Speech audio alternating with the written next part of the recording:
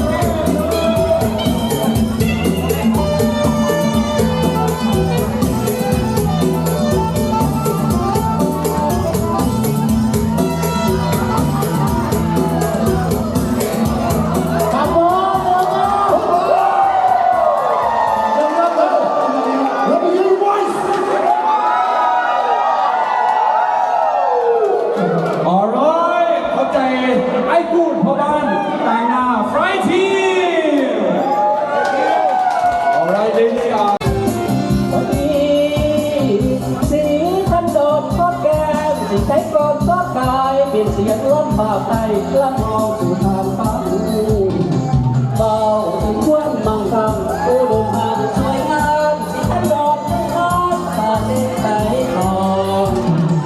จมสีทันการยอมสีทันโดนเดินตามตาผู้ธรรมดาเสื้อเที่ยวไปตาตะเองเสียงสะดังเป็นน้ำโคตาปีหีดีรถพันมาในทางจากสว่างพยายามเยือนอันว่าลื่นเลื่อนกองเป็นเช่นกองดอกตาเปลี่ยนจากป่าหน้าไตเสียงทองตาลูกเอ๋นั่งก็คือต้นไม้มาที่โคตรกับเหลืองกินหัวใจเศร้าเนื้อเห็นคุ้มใจเป็นลูกค้าบ้านไทยมาที่คำสามราแต่มาล่าหัวเอ๋ขอเป็นใจสกาแนวน้ำเดินไปยามแก้วกำเดียดดานแดดทอนก้อนกระดำวัดวัดเมืองไหลกระแส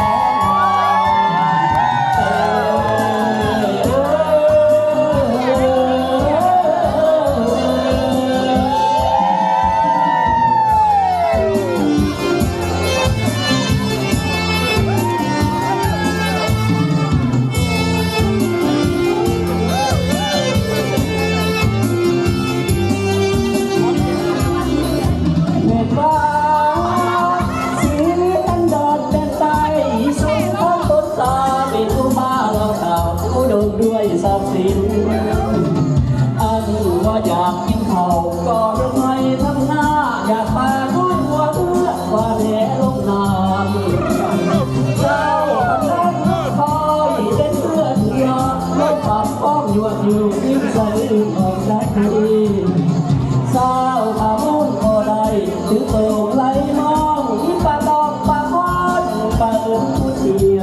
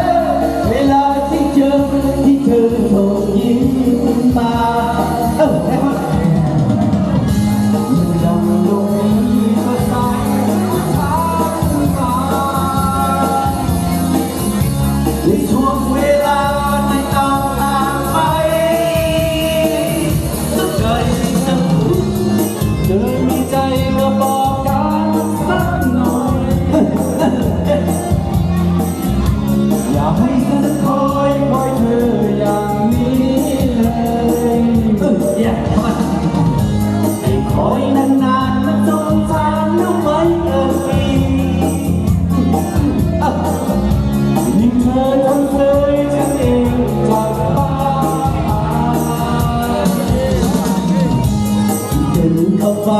บอกว่ารักเธอเวลาที่เจอที่เธอส่งยิ้มมามันดังลมนี้สดใสทางตาเราเวลาที่ต้องการไปเข้าใจสักคน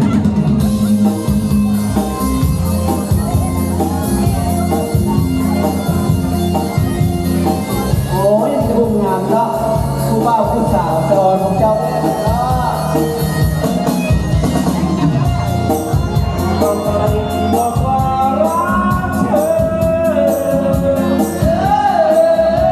เวลาที่เธอส่งยิ้มมาโอ้ยนอนโลกนี้สดใสเป็นทาง